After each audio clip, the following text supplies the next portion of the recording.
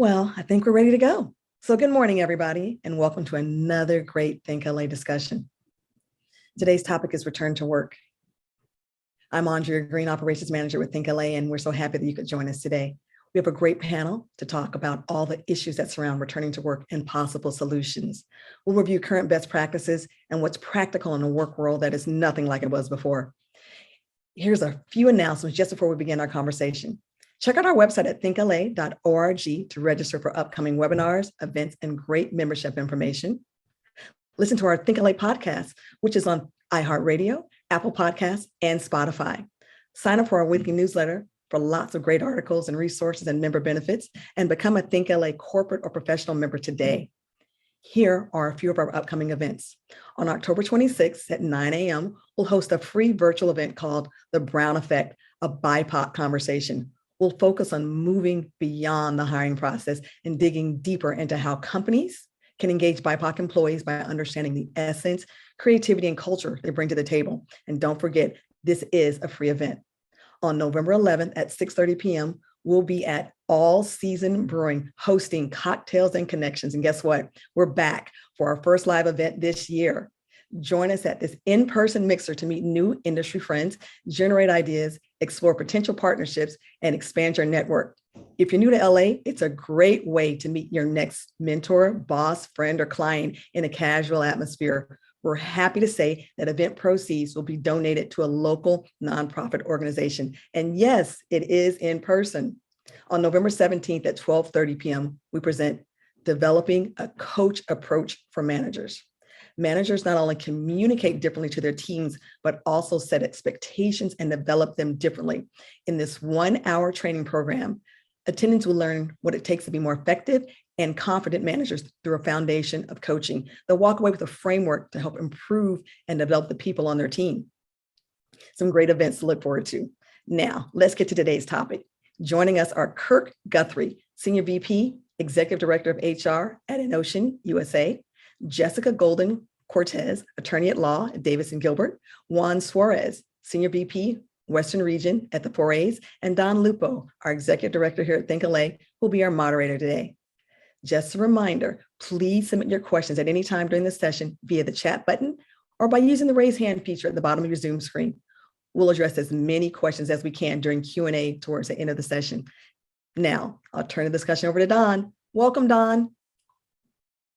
Thank you so much, Andrea, and welcome everybody. We're so happy we could conduct this for you today. We have experts in their fields and we have great perspectives and a lot of practical information that we know is going to be useful to all of you. So Kirk and Jessica and Juan, welcome. Thank you. Happy to be here. Thank you so much. Kirk, I'd like to start with you. Obviously, we've been working from home and we know that a lot of agencies are changing their policies as we move forward into the new year. From your perspective and even just from your agency, how do you see that changing and what are some of the key issues you've been trying to address? Yeah, that's a great question and one that I'm sure there have been hundreds and hundreds of conversations around over the last almost 2 years. As you can see, I'm working from home today. That is still the baseline for our agency at InOcean, although our office is open. So we've kind of taken a stance as of over the summer that the office is there as a resource. We're kind of treating it like the public library. If you need to go in, if there's a critical need, you just need a quiet space, you can. There are COVID protocols and requirements that we have for you when you do that. But it's not a requirement. It's completely voluntary, and that will likely continue probably to January. Right now, we're discussing if there's some phased reentry approach in November and December to start dipping our toe in the water, if you will. And then it'll totally look different going forward. And I think we've all learned through this pandemic how much can be done through technology, regardless of where you're geographically sitting. So we've adopted a work from home hybrid that would be a 3-2 baseline. So basically in the office 3 days, a remote 2 days as a starting point. And then you can adjust that up or down based on your job and your needs working with your manager and your clients. And what are you doing in terms of vaccination mandates? So right now, if you are choosing to come in, since it's completely voluntary, we are requiring a vaccination currently. So somebody on my team verifies your vaccination record and you can come in. If you're not interested in coming in, then you don't have to talk to us about your vaccination at this point. We know that's likely to come with the pending executive orders, and we're all anxiously awaiting information from OSHA and Cal OSHA. But right now, it's only if you choose to come in, you have to do that. And then obviously there's protocols if you're on a production shoot or things like that. There's testing and things required for those employees and production staff.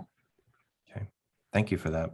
And Jessica, I see you nodding a lot. What are some of the protocols you've seen, and what are some of the best practices you've been seeing implemented? Yeah, it's a really good question. I mean, I think first is to kind of frame the discussion, even psychologically for employees at our clients, that it's not a return to work, because we've all been working really hard for a very long time since this whole thing started. But and recognizing that, you know, with the employees is a really important thing. So we're calling it like an RTO, a return to office conversation, but not a return to work conversation.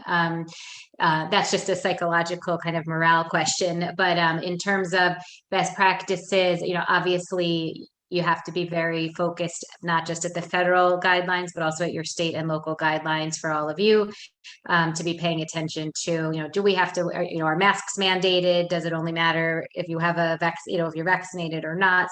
So there's all sorts of things we need to be taking into account, depending on where you are geographically, if you are going to have people coming back into the office.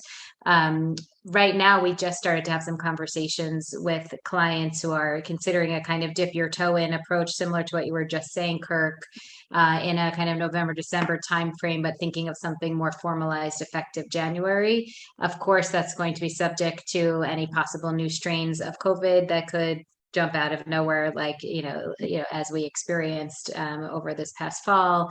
And people are also wary of the holidays because people are going to be around a lot of other people and extended family, and exposure could happen there. So that seems to be where a lot of our clients are going. And then in that range, wanting to be buttoned up, both with a remote work setup, which includes having people sign kind of formalized remote work agreements and having very buttoned up remote work policies that clarify exactly what is expected if this is going to become a more permanent part of people's you know, work schedule, which, as you point out, Kirk, I think everybody's recognizing that's kind of the way of the future. There's not going to be, you know, this expectation of 24/7 in the office, you know, kind of went by the wayside, and I think it's going to stay that way. So if we're going to have a more permanent remote workforce, we have to make sure we have policies and procedures in place to understand exactly what's okay, what's not okay, what has to be done. And then also you have to think about a lot of additional factors that maybe your company never had to think about before, which is what rights might be available to people that might be permanently working from another state remotely for you, what tax implications are there, et cetera. So overtime issues as well. If you have non-exempt employees who are entitled to overtime pay, you know, how are we going to continue to monitor them to make sure that we're not falling into risk from a payment standpoint? So there's a lot of legal considerations on the remote work side, and on the return to office side, of course, making sure we're complying with policies and federal, state, and local guidance around you know, around masks, around vaccines, making sure you're having appropriate documentation if people request exemptions from vaccines, et cetera. So long laundry lists on both sides of a parallel path moving forward. Thank you for that. And there are some points I want to get back to on that. Juan, tell me what you've seen with the 4As nationally and some of the policies and procedures and hurdles that people have been experiencing. Yeah, absolutely. I mean, from our perspective, obviously, we get to see some of the return to office plans for several of our members. And so what I would say we've noticed three emerging trends. Number one, there's definitely a preference for most agencies to be in person. The way they're going about that, which is mostly through this concept of hybrid, is very different depending on the size of the agency, the location of the agency, be that are you in a large city where your employees depend on public transportation, or are you in a place where you own your building, employees can easily find parking if they're driving in. They don't have to go through public transportation, smaller setups, you have large open spaces and so on. So the variability of how they manifest that preference changes, but there's definitely very clearly an intention for all agency leaders to have some sort of an in-person component to the future of work at their agencies. The other trend we've seen is the change in the role that the office plays on employees' interaction with their agency.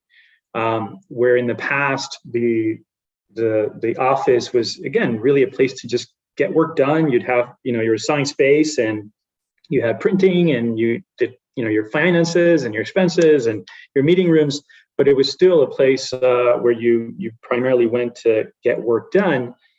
There's definitely a change in that role of the office, and it's becoming more and more what we hear is that the office is going to be more of a place to recharge and to collaborate, right? And again, the way that manifests itself through different programs, benefits, perks, is very interesting. Some agencies and kind of things they're doing to transform the role of the office is really, again, not just a place where you get work done, but really more of a place where you engage, where you collaborate, and where you recharge when you do come into the office, right? So that's definitely another trend.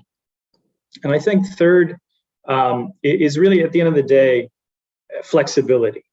That is the top of mind word that comes to mind as we think of trends. Is, again, agencies are being very conscious about what their employees are telling them. This idea of full return into an office, or completely virtual, or vaccine or not vaccine. Again, there's still a lot of variability, but most agencies are playing more of a flexibility role in terms of their policy. So there's still a lot that needs to be defined in that regards. Thank you for that. And so, Kirk, from your perspective, because I know that call it the Great Resignation, call it a labor shortage, call it people really wanting to change the way work is done. I know that that's a challenge, especially for HR departments and for recruiters. What are you seeing in terms of how employees want to return to the office? Are you seeing resistance, or are you seeing some solutions such as Juan mentioned, which is it would be great if it were sort of like a clubhouse? We can get there to collaborate, we can get together to talk and recharge a little bit and get away from the dining room table. Yeah, it really is a mixed bag, and everybody is an individual, so there's not going to be any one guideline that works for everybody. And that's why we've really been stressing to our managers to have those conversations with your teams to talk about what is it that people are looking for as they return, so we can get ahead of it, since we're not in the office right now anyway. But I think to Juan's point, the big thing we're hearing is flexibility, to have a hybrid model. People do love being in the office from just a connectivity standpoint, meeting new team members. Certainly if you're new yourself, getting onboarded and acclimated, that's easier than trying to share screens sometimes.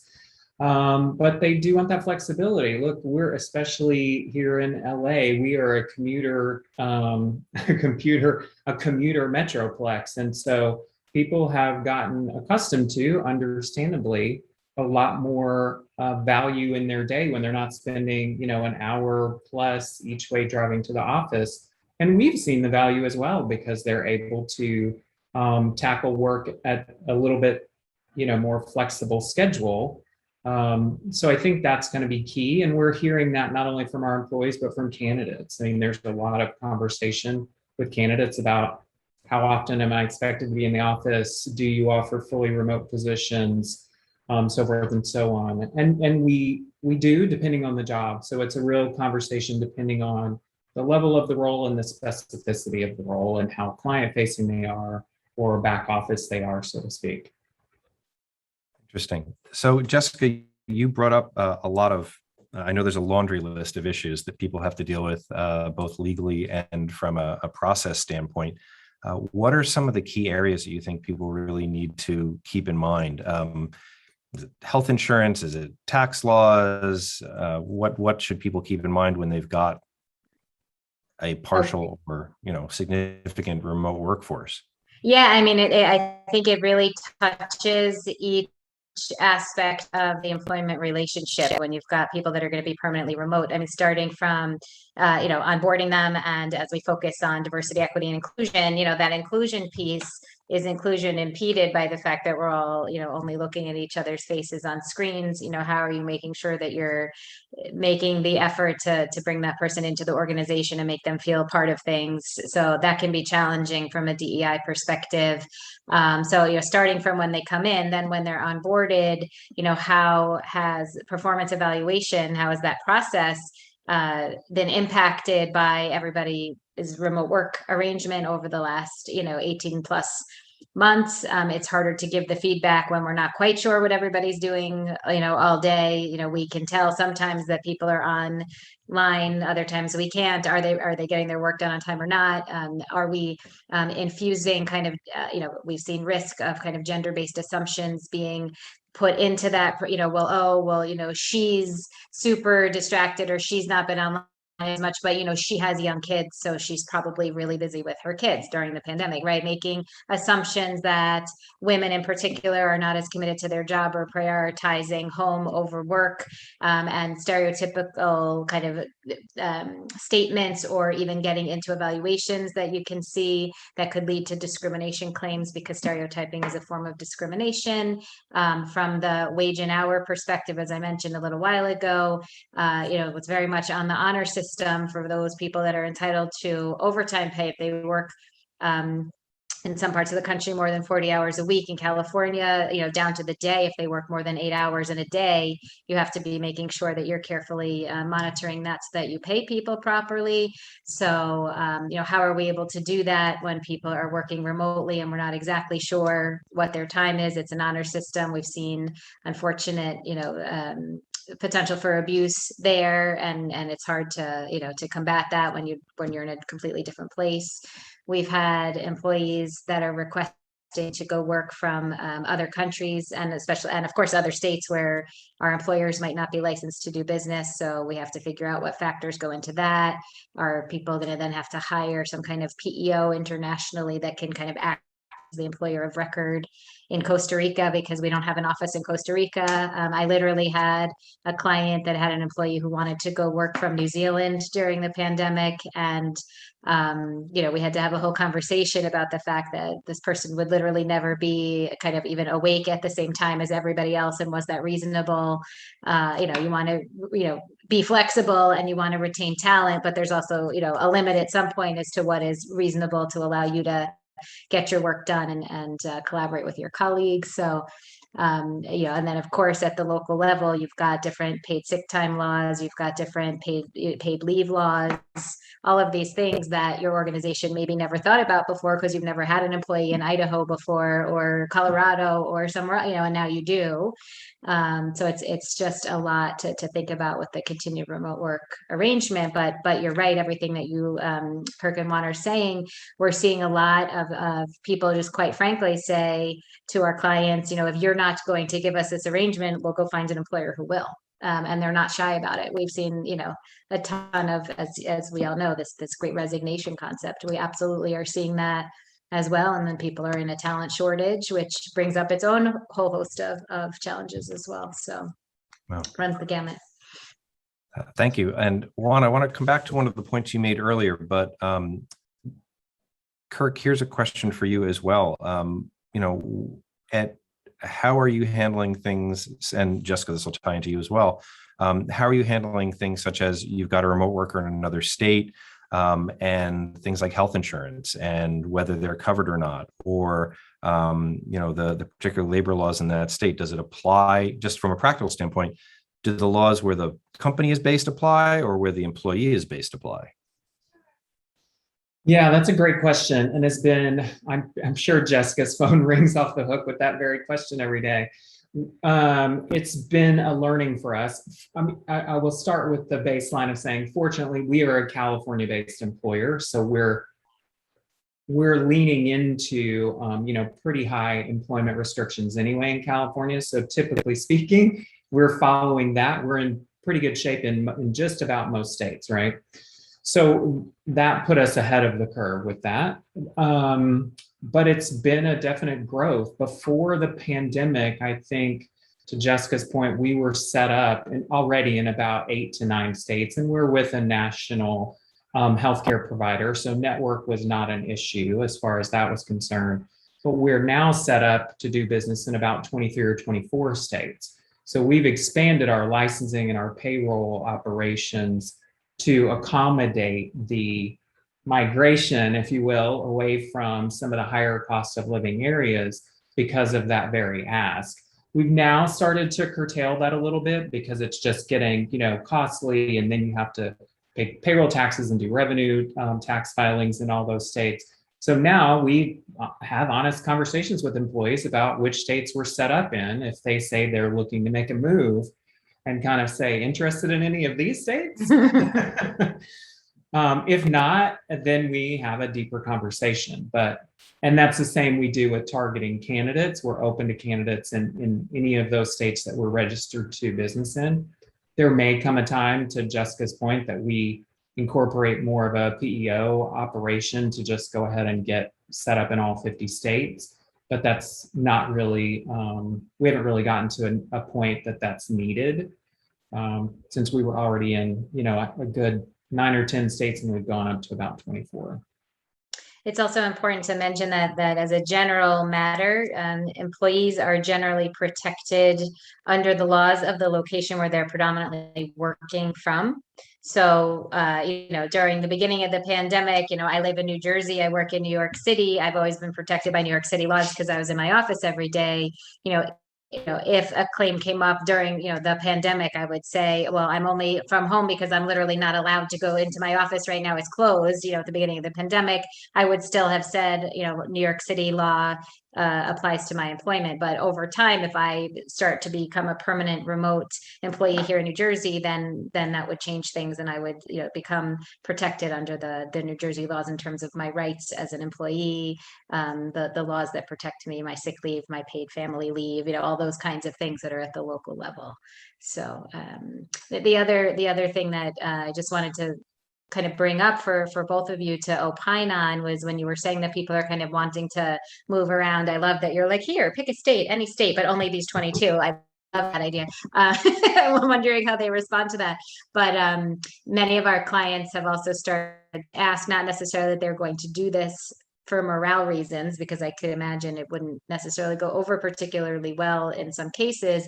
But some clients have been ruminating on the idea of adjusting comp if somebody moves, from a New York, from an LA to another state that has a lower cost of living, and saying, okay, well, you're a director, an art director. If you lived in Idaho, you would be making this.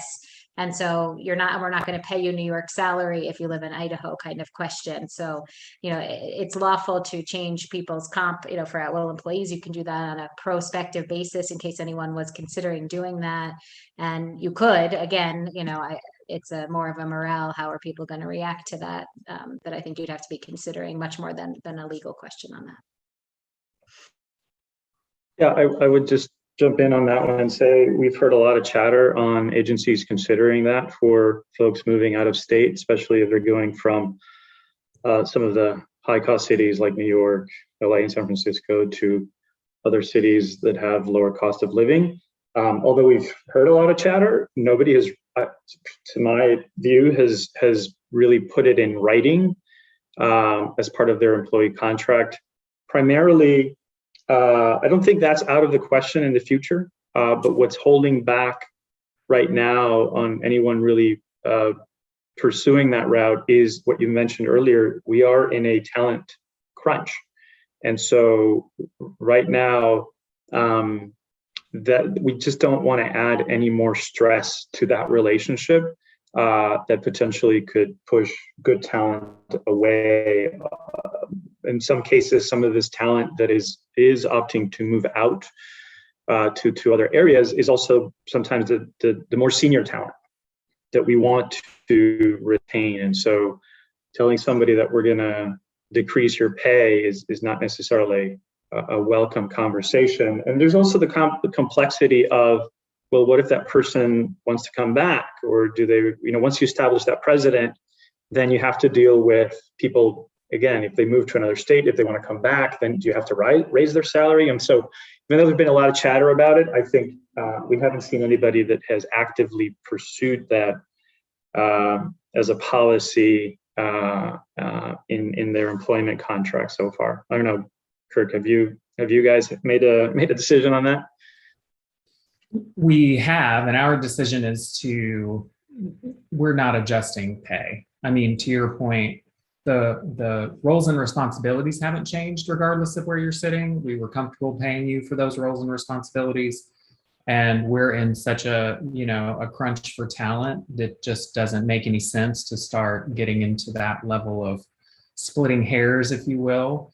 Where I think we might see that start to come into play is with future compensation discussions, right? So they used to live in LA and now they live in Nashville, Tennessee. Well, maybe their merit increases or things might look different going forward in the future, because now we know they're not in the most expensive market, but I don't think we have any inclination to take money away from people. And along those lines, I think we've all seen the studies, we've all seen the surveys of how we all are more productive working from home. That hasn't been the question. Tied into that, though, is a great question from Jenna Lauer, who's at our corporate member Holland Partners. How do you define flexibility? People want to come in and see other people, but they want to come in on the days that they want to come in, which might not match other people. How are you defining office days? And, is that as flexible as employees may want? It's a tricky situation, but I'd like to hear from all of you.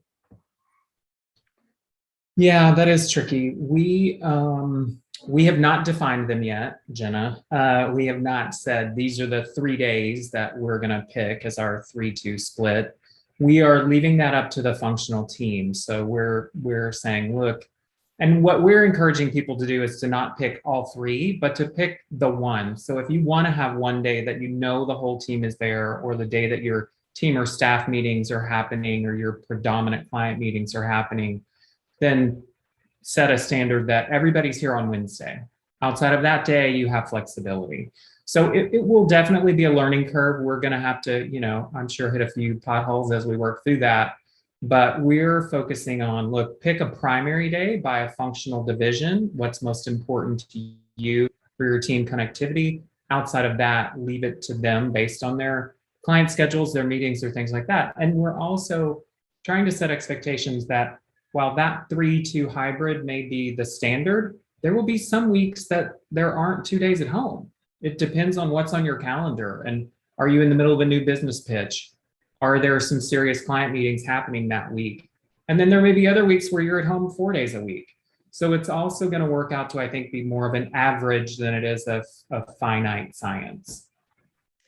I think that's right. I mean, our clients are doing a lot of the same, and very kind of cognizant of not wanting to appear kind of, condescending or big brotherish and like looking over, no one's taking attendance, right? Like, here's the general, we trust you. Obviously, you've all done a really good job being remote now for the last, X number of months. So people are very cognizant of not wanting to appear too, strict as people are coming back in. Because the reason that people are coming in now is change. It used to be the opposite, that everyone assumed you got more done when you came in the office. You could close the door, everyone left you alone, and you did work.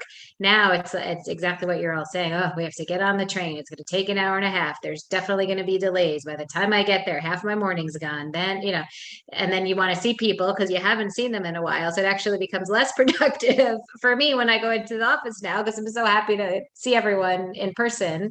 So it's an interesting dynamic, but it's the same idea that a lot of our clients are saying, you know, Wednesday, Tuesday, whatever day, you know, this whole department is going to definitely be in on that day. We will have meetings, we'll catch up, we'll make sure everyone's on the same page. And then the other days people can kind of decide. But I think it's not just which days people are coming in, but also probably staggered arrival and departure times as well, because, you know, I also live in an area which is very dependent on mass transit.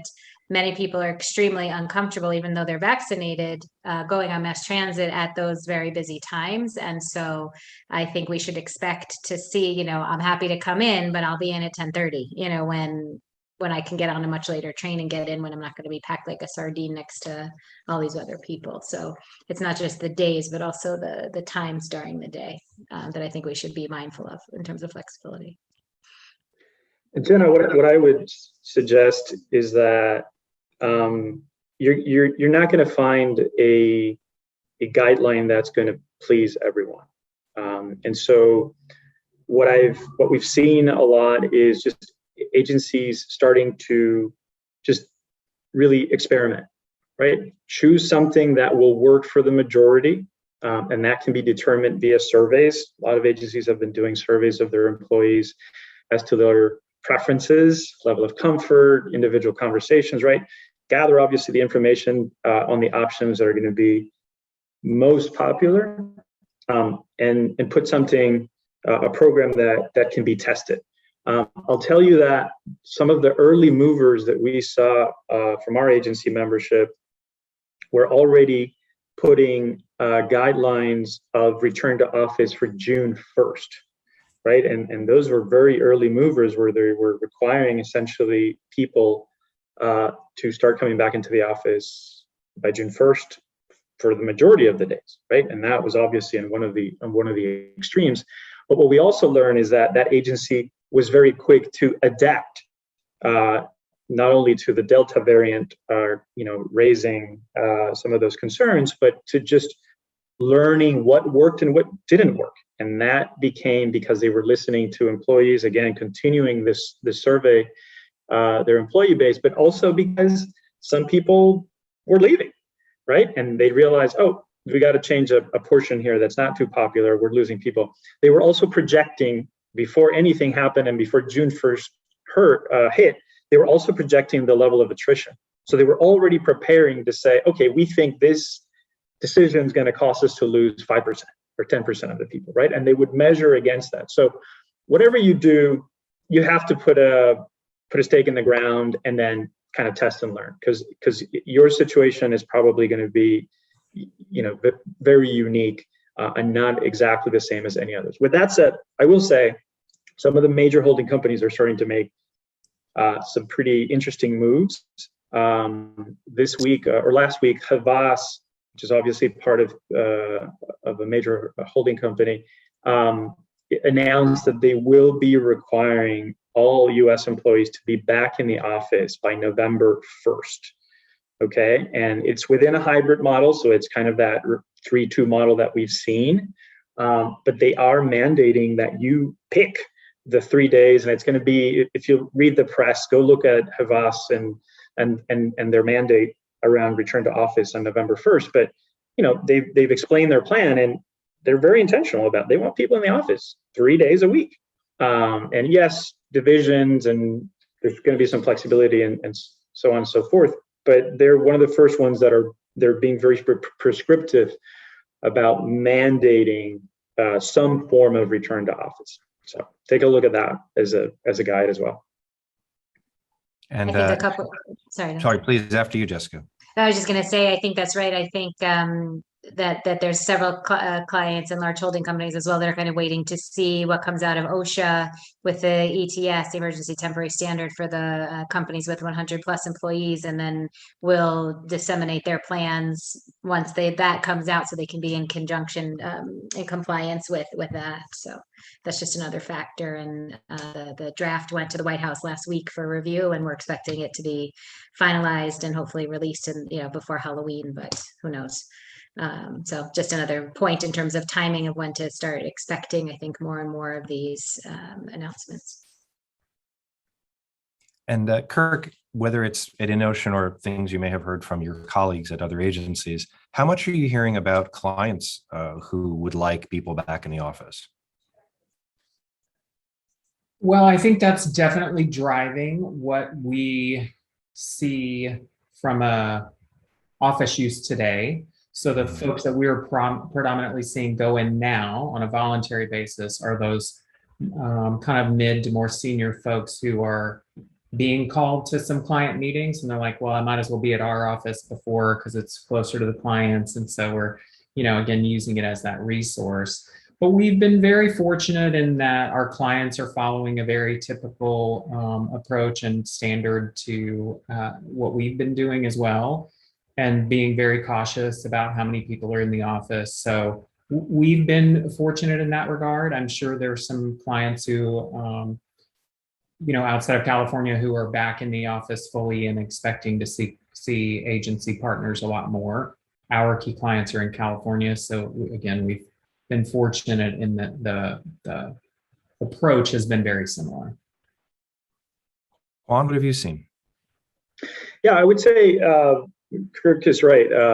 We are a little bit different in the West Coast in that regards. Clients are still not fully back into the office on the West Coast, but I would say on the East Coast, certainly in the southern states, certainly in parts of New York, we're starting to see, full client cohorts really be back in the office in full force. I have an agency in upstate New York, again, who back in the summer was pretty much pushing their client team to be back in the office for several reasons, collaboration related. There was certain things that they had in the office in terms of how they interacted with the client that was important for them. And so in that sense, even though the agency itself had not mandated was not mandating their employees to be back in the office, they had kind of that open office policy for anybody that came in. That client team in particular was coming in, for the most part, every day or pretty regularly, just because the client was requiring it, and that was just the decision on their end. So I am seeing clients kind of on both, again, variability on both ends of the spectrum, where some are being very flexible and some are being very intentional about, well, we're back, so we expect our agency also to be back and to, in some cases, be with us in our client headquarters, taking meetings, with some degree of variability, and then others that are still fully remote. Are you both, I'm curious, hearing clients require anybody that they're meeting with in person with your agencies to be vaccinated? Are people willing to meet with unvaccinated people in person? I guess is a better way of asking the question. Yeah, I think for the most part, no. Everybody is from what I'm seeing, most are at least requiring some sort of proof of vaccination. If you're gonna go to that extent of requiring people to be in the office and have client meetings, vaccination is and it's becoming a lot stronger over the last month. I don't know if you guys saw, this is another tidbit that's kind of hot off the press as of this week, but Edelman just announced that they will be requiring vaccination as a condition of employment, right? And this is something that some agencies, smaller agencies, have done, but no big major agency has made that announcement. And Edelman, obviously big PR agency, the biggest in the US, has made mandatory vaccination as a condition of employment starting on December 8th. So not only will they want people to be back in the office for the most part, they will require it as a condition of employment independently if you're coming to the office or not. Are they a federal contractor? Because it might be because of and so that's why, exactly. Right, to comply. Exactly. So we're starting to see a lot of agencies really, kind of grab onto, hey, we're a federal contractor, so and just going full in through that door, even though they have other clients. But just if they have one client that is on the federal government, they're using that to extend it to the full agency. And so Edelman definitely a big one this week to make that announcement.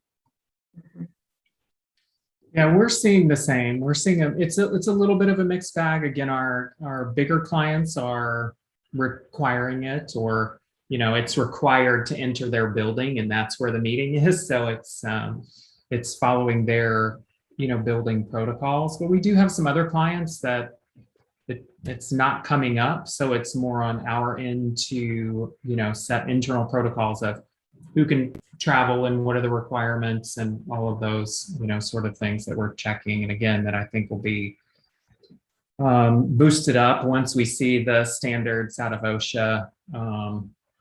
We're kind of walking that fine line to see how firmly we want to continue to push forward with vaccinations, or do we want to just wait and see what OSHA is doing so we don't end up having to change again if there's a conflict. Kirk, I'm sure you could easily have a laundry list in answer to this question. But as we start to get toward the end of this year and we look toward the new year, which hopefully we'll see everybody turning a corner on this, what are your top challenges that you see moving ahead? For us, it's I think it'll be three kind of key things. One will be what is the fallout once we are fully in the vaccination, requirement because of the OSHA standards, because we are an employer over 100 people. And, what's the fallout from that of people who are not, interested in getting the vaccine for either medical or religious reasons? And how do we accommodate or not, again, depending on their role? That's going to be the next big hurdle for all of us. Then it's just talent acquisition and retention, right? Because there are so many open jobs in the market, in marketing and advertising specifically, that everybody is hearing from headhunters, and everybody is interviewing with multiple people at any given time if they're in the candidate mode. I saw a great post this morning on LinkedIn that said, that I thought summed it up beautifully. It said, "Dear hiring managers, it's 2021. You are the candidate now." Meaning, folks are interviewing us. We're not interviewing them. And that's so true.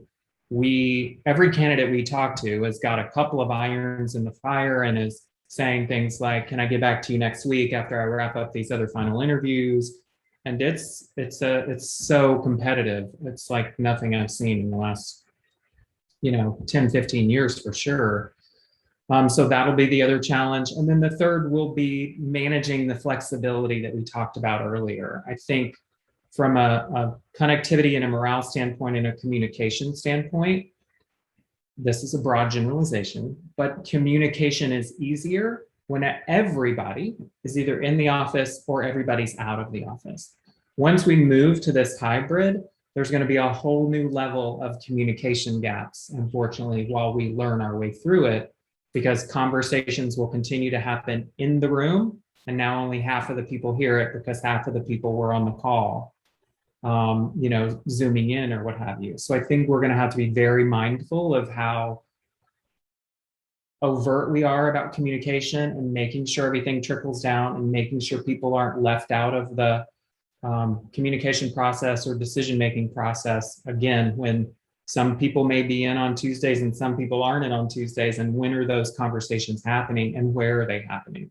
So I think that'll be the next big kind of, again, learning for us as we figure out how to be better leaders and managers in a hybrid model.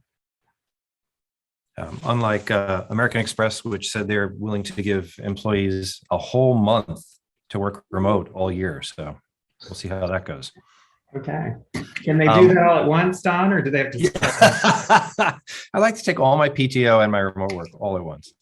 Juan, what do you see as some of the primary challenges moving forward?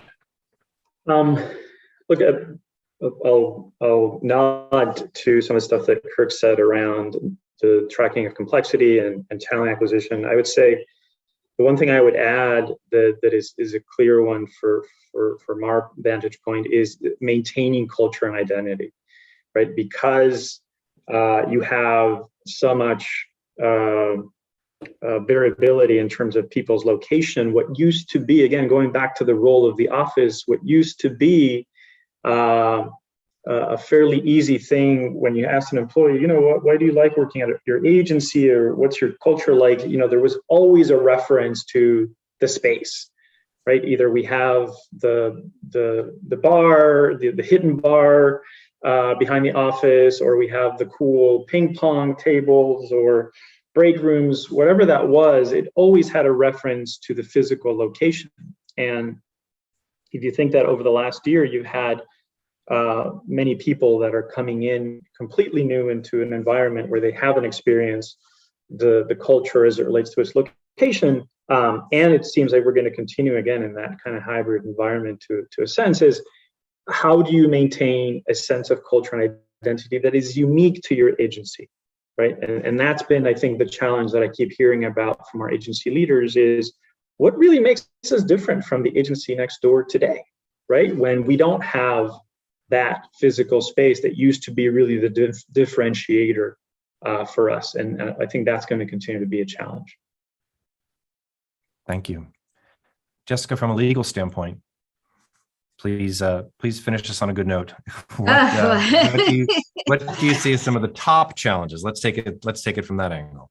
Yeah, I mean, I think it's just that, you go to sleep and you wake up, and then the next day, 16 more laws happen at the federal, state, or local level that impact requirements on safety and employee rights and COVID. And so it's been such a whirlwind, I'm sure, for everyone on this call, for attorneys that are trying to keep up with it, and for all of you that are trying to implement it.